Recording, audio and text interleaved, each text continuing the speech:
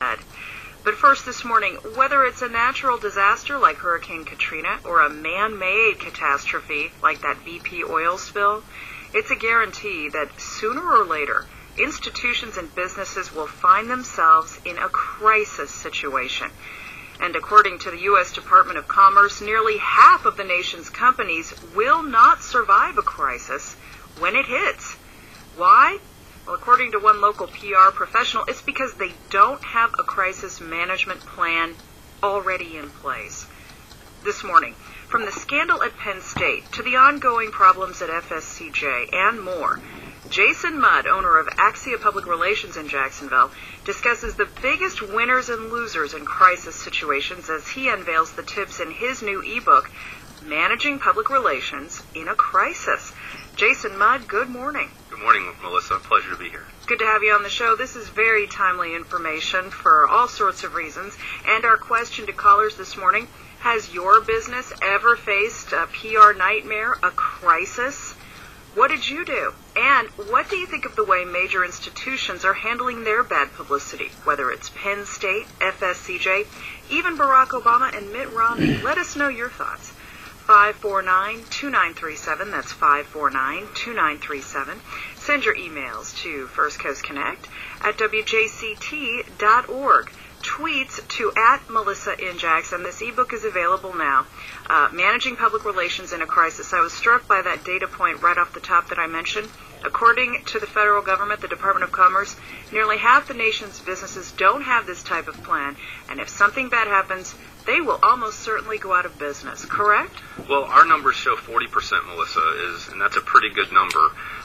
And when I'm consulting with clients, we often talk about a crisis, not if it happens, but when it happens, and how you really need to be prepared for that. So it can happen at any company. Many companies don't expect the exact crisis that occurred to them to be the one that occurred, but having some good pre-planning and even rehearsal period and then revisiting that plan on an ongoing basis is very important. Having the plan in place is so important. The case study you mentioned in your ebook of what to do right is the famous one in the PR world, Tylenol. Johnson & Johnson. When there was that Tylenol scare back in the 80s and several people died, someone had laced the pills with cyanide, I believe. Tylenol did everything right, didn't they? They did, and the important thing about any time you have a crisis is to, be proactive. There are seasons and there are situations where you kind of let it ride out the storm, as I say in the book, but oftentimes you need to be out in front of it. You need to be very transparent, candid, always tell the truth, and more importantly, if you don't have the information, let people know, I don't have the information today, but here's what we're doing to get it and when we expect to have it by. And some of the particulars that they did to be proactive, as you said, they recalled all of their product immediately off every store shelf in the country. They took that hit. Absolutely. Then they came out with tamper-resistant packaging as a way to try to turn the situation around, and everyone else in the industry followed them. That was quite smart. It was very smart. The first thing they did, as you mentioned, was get the product off the shelf, and that hedges any future liability, shows good faith to their customers and consumers in the marketplace. And then from that bad situation, good things came from it. And so now consumers are now safer in the marketplace. Tylenol is viewed as a leader and an advocate for safety and really set the standard in the industry. We might not like those protective cases today, but they serve a purpose and they're there to protect the consumers. So that's the case study of what a company should do. Let's talk about some situations where institutions have really handled a crisis badly. I want to ask you your thoughts, first off, about Penn State. The worst scandal to hit college sports ever in this country. It's just amazing the chain of failures all through their system of top leadership. When you look at the way this was handled, and now Jerry Sandusky, the man convicted of sexually abusing young boys on the campus, now that he's in jail. When you look at the way that was handled, from the interpersonal, the inter-office communications, all the way to the way they put out information to the public, what are some of the mistakes Penn State made? Well, this is only an hour-long show, so we've got to limit our comments, right? Truthfully, Melissa, it's a heartbreaker. I mean, first of all, just tragic situation. As a father of two young children, I never want to have to even imagine this happening. Secondly, the fact that there were people who knew about it and did nothing. Thirdly, what's developing news appears to be a payoff situation and other things happening that are just ugly, ugly, ugly. And what's really been in the back of my mind are, the other victims that we don't know about and the potential of this happening at other programs across the United States and high school level and college level and otherwise. I can only imagine, how tragic that situation is. In their particular case, there was there was ongoing denial and cover-up and just so many other things happening. And in your book, you say the most important thing for a company to do is be transparent. Absolutely. And they did the opposite. They did the very much the opposite. And now they're getting exposed for it. And that's the thing that people need to keep in mind, is that the truth will come out eventually. And, recent reports about, Joe Paterno and the level of knowledge that he had that he once denied is coming out. So it's best to just fess up early and often and get over it. So that's one institution in Pennsylvania. What about our own local college, FSCJ? They've faced wave after wave in recent months of negative publicity, mainly from an investigative series in the Florida Times-Union. They've retained some very seasoned PR pros to help them through it. What are your thoughts about the way they're managing their situation? Well, first of all, FSCJ provides a great service to our community, and of course, their chief executive over there has a great reputation and has done good things. What has happened there has just been a situation where, maybe the oversight wasn't quite what it needed to be, and perhaps the way that has dramatically played out has been, to the detriment of the organization versus, I think, getting in front of it early, addressing the issues, speaking with constituents, and finding resolve. I think they're making the right steps. It may have taken a little longer than it should have. And, I have no doubt that the institution will continue well. And, I think part of them is probably thinking, at least we're not dealing with, child abuse or child sexual abuse here. But you said getting out in front of bad news early is so important. Time is of the essence, because if you don't define your response, the media will do it for you. Well, the public will through the media. That's exactly right, and something that is very important. And so, I'm always advising clients to think of the worst case scenario and let's work from there. And, it's very... Stephen Covey's 7 Habits of Highly Effective People, begin with the end in mind. Yes, that's right, absolutely. And your plan does that. Very much so. I mean, it's very important for companies to really think of the end result. And, there are possibilities for companies to come out of a crisis more favorably positioned than they were in the beginning. It's hard to do. It has to be done well. But, you never want to lose public trust. And that's why that statistic is so important of 40% of businesses never recover from a crisis, whether it's a weather disaster or an impropriety. And, our research also shows for every dollar you spend as an organization in advance of a crisis, you'll save us $7 when you're in a crisis. But a lot of top leaders at companies might say, that's not in my budget. We don't need that. Right? You better believe it. And, there's not a really good business going around soliciting companies to say, hey, I'm the crisis person and we should work together to prevent a crisis at your company. There's some thought process of if we don't talk about it, it won't happen. But it's a matter of when, not if, when you're dealing with a crisis, as so many examples are being shown every day. And we're talking crisis communication here with Axia PR's Jason Mudd this morning. If you're just joining the program, whether it's BP, Penn State, FSCJ, or any other institution that's taking hits in the media, what are your questions about how your company should handle a crisis? Let's go to the phones. 549-2937. Philip on the west side. Hi, Philip. Good morning. Yes, my question is, why are oil companies allowed to raise prices with the speculation of a crisis, and we as gas purchasers not being reimbursed when there really is not a crisis? Okay, Philip, thanks for the call. And he's talking about BP, of course.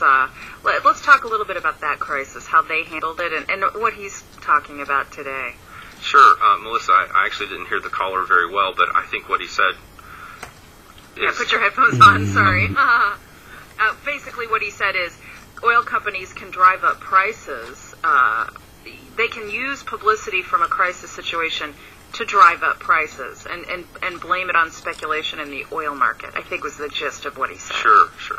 That's probably a better question for an economist, but from a PR perspective and a crisis management perspective, in our current marketplace, it's all about supply and demand, and we have a dependence on oil, and, there's only so many suppliers. And, companies like BP, who clearly experienced a crisis, are a global power, and we're dependent upon BP, whether we like it or not. Their crisis post, fixing the issue has been, pretty well managed. They've got a very nice advertising campaign and community relations campaign to support that. And I've never once felt like BP will suffer long-term, from it. They turned it around. Well, not only did they turn it around, but I just think it's such a strong company that it would be really hard for people to, for the rest of their life, to stop soliciting BP stations. But if you're not a BP, if you're a smaller company, you can go down pretty quickly. Absolutely. Well, and we all depend on oil and gas to get around and to survive. So there are other companies that are maybe, less of a requirement, more of a disposable income type purchase choice. And, if you don't handle yourself well, people will boycott you in your business. And it's 549-2937 to join the conversation this morning on First Coast Connect. What are your questions about companies in crisis? Joe in Jacksonville. Hi, Joe. Good morning. Joe, give us a call back. 549-2937. Lots of tweets coming in. Here's one from a listener. Too often, crisis PR begins with denial, which can be disastrous in the long term. You mentioned that about Penn State. What other instances come to mind where a company really just dug itself into a terrible hole because they were just in denial about how bad the situation was? Well, we've worked with a company who was dealing with a crisis of reputation, and eventually they just continued to blow it off, but they began to see a decline in customer base, a decline in being able to recruit good employees, and eventually someone quantified it and determined that they were losing about $20,000 a day in business over this crisis. So it didn't take long for the phone to ring and them to call on us and say, we've got this issue, not everybody knows about it, but the people who do are not reacting well, and it's costing us money. So we were able to put together a plan for them, and, in a matter of months, turn that around, and the company started growing again. Now, the plan, this is an ebook, by the way, at Axia.net. Now, it's interesting, as you look through it, some of the advice you give to how top executives should put their plan in place, and how executives, what they should say in a crisis to the press and to their internal audiences, their staff and shareholders, and what they shouldn't say. Yes. And so, as I go through this, here's what you write. 6 things you should never say. No comment is number 1. Well, Melissa, you know that as well as anyone else. There's nothing worse than sticking your head in the sand because you show what? You show your rear. And no one wants to do that. So by saying no comment, you're basically saying I don't want to participate or I have no obligation. Instead, you should make a comment saying, I can't speak to that right now. Here's why, but here's when I will be comfortable speaking about it. Right. Also, it's never good to blame the media or blame the victims or to lie, which companies tend to do that sometimes. In essence, you're saying the top spokespeople at a company have to be predetermined, and everyone needs to have the plan in place for how to respond in the advent of bad publicity. But I think what's so hard for institutions is when a bad publicity storm hits, it always seems to be something unexpected. And so even if you have a plan in place, it might be, the situation you're dealing with might be not anything like what you thought you'd have to address, right? Absolutely. First of all, Melissa, to your earlier point, the Axia crisis team, we actually have a packed suitcase in our vehicle at all times because you never know when there might be a crisis that you have to get on a plane on behalf of a client. And we recommend the same thing to our clients and to their crisis. So you're like FEMA, yeah. But in the PR world? Absolutely, absolutely. And, when business is on the line, it can become very intense. And the other thing I would add is that, you do never know when a crisis is going to happen. You can do rehearsals and plan for things, but, we've seen some pretty crazy stuff at our office. 549-2937. What are your questions about how companies should handle a crisis? Bad publicity. Austin in Mandarin. Austin, good morning. Good morning, Melissa. Thanks for having me on. I wanted to ask your guest, in light of the Citizens United ruling and corporate influence on pretty much everything in our lives, isn't this just so much corporate that we're promoting here? I mean, corporations are generally psychopathic entities. I mean, if human beings did the things that corporations do, they'd get locked up. So why should there be any kind of group that promotes the defense of this, or why should we even care about crisis management for corporations? Austin, thanks for the call. And that shows you the challenge, because many members of the public are already predisposed to have a negative view of of the corporate sector in this country. Absolutely, Melissa. I mean, I sympathize with your listener and his comments. I think it's important to realize that corporations are made up of people, and not to paraphrase Mitt Romney. That's right. That's right. But ultimately, I mean, there are hardworking Americans and entrepreneurs who make this country great, and one person or a group of people can cause things like Tylenol. Oversights like the BP oil spill can happen, and humans are going to make mistakes. We're not a perfect species in any way, and without corporations, we wouldn't have jobs, we wouldn't have trade, we wouldn't be able to put food on the table. So it's easy to blame a corporation and make big corporations look like the bad guy, but the truth is we depend on them directly or indirectly for our quality of life that we have in America. And honestly, people will make mistakes. If we have a client that's done something wrong and they're not willing to address it, then their PR program will never be successful. And so we have to work with them on that. And most people, they realize eventually, hey, I've made a mistake and I need to make it right. Usually there's perhaps an attempt to cover it up or to wish it away, but that doesn't always happen, and you've got to address it right. And the American public is very forgiving, it seems. If they see good faith coming from someone who messed up, by and large, they tend to go with that.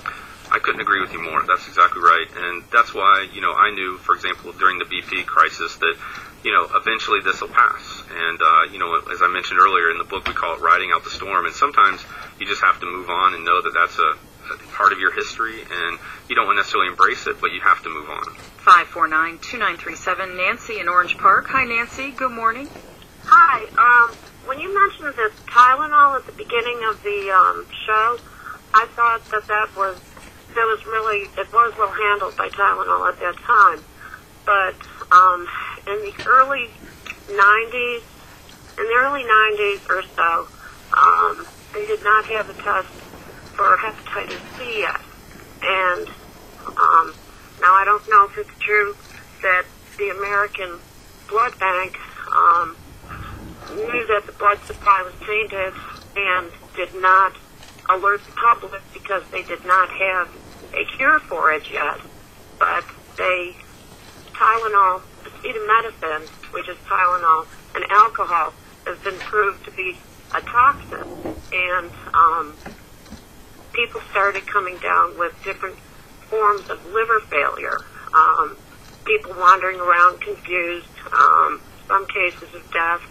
And I don't know if you can blame it on the Tylenol company per se, or if it was just the combination of Tylenol and alcohol is a toxin. It's more dangerous to people that have a liver problem and are not aware of it.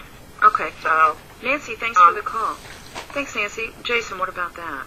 Well, you can believe that in this day and age, a lot of these large corporations have very good crisis plans in place. You'd be surprised, some that don't, but there are many that are. And so, Tylenol and many other companies, based on experience and seeing not only their own companies handle these, but other companies, they have contingency plans, and they are proactively looking for issues and identifying issues that they need to manage well in advance. Here's a tweet from a listener. What does Jason Mudd think about Mayo Clinic's handling of their recent scandal? It seems to me that was handled well. And I believe they're talking about an issue with medicine falling into the wrong hands over Jacksonville's Mayo Clinic. Yeah, that may have had something to do with hepatitis as well. I don't recall. Yeah, I believe it did. But that speaks to how well they handled it. Well, they did handle it very well, Melissa. In fact, a lot of kudos were given to them for exactly how it was managed, and they were very proactive and staying in front of the issue on a regular basis and updating people. And again, that was one person, an internal individual who caused that crisis. It wasn't, the CEO or any kind of corporate greed in mind. It does kind of remind me of the around the same time in the polar opposite with Tiger Woods when he had his marital situation and his domestic situation. You had denial, lying, everything you advise clients not to do. And not only that, Melissa, but if you may recall, Tiger kept coming out and making statements, and then a little more would come out, and then a little more would come out. Sort of like John Edwards too. And he would disappear from the spotlight and refuse to be interviewed, and then he would come forward again to make a new statement, and he just kept pouring his own fuel onto that fire. Right. And that's a mistake that companies should never make. Charles in Jacksonville. Charles, go ahead. Yes, I've heard your guest use the term mistake often, and it seems to me in a lot of these cases it's not a mistake as much as intentional cutting of corners in the name of profit. And I just want his comments on that, and I'll take it off the line. Thanks, Charles. So we had an interesting discussion about that on Facebook recently, and that's a good point that your caller makes. I would say that, again, corporations are made of individuals, and individuals might feel pressure or, selfish ambition to, make some decisions. And so greed is a big issue in our country in general, and not just in crisis, but just in corporate philanthropy and how corporate cultures operate. Again, we like to think we represent clients who have, maybe had an issue happen. Perhaps it wasn't their fault, but they want to rectify it in some way. And, and you can't, when you're dealing with thousands of employees and millions of customers, it's hard to make every transaction perfect and just right. And what a lot of companies are dealing with today are these websites where they can post complaints and reviews. They're a dime a dozen now, these websites. So as I tell people, if you have millions of customers and 1% of those customers walk away unhappy, you're pretty darn good at what you do. But if those 1% of 1% post something online, the negative about your company, that can really harm your reputation. Michael in Jacksonville Beach. Hi, Michael. Good morning. Good morning. I just wanted to get your thoughts on the situation that's happening in London with the Olympic security, and Chief 4S and Chief Executive certainly took his medicine yesterday with the Parliament, but obviously that's the right approach as you've been talking this morning, but what's next for them now that they've kind of gotten their lashing from everybody in the press and the Parliament? Right. How do they...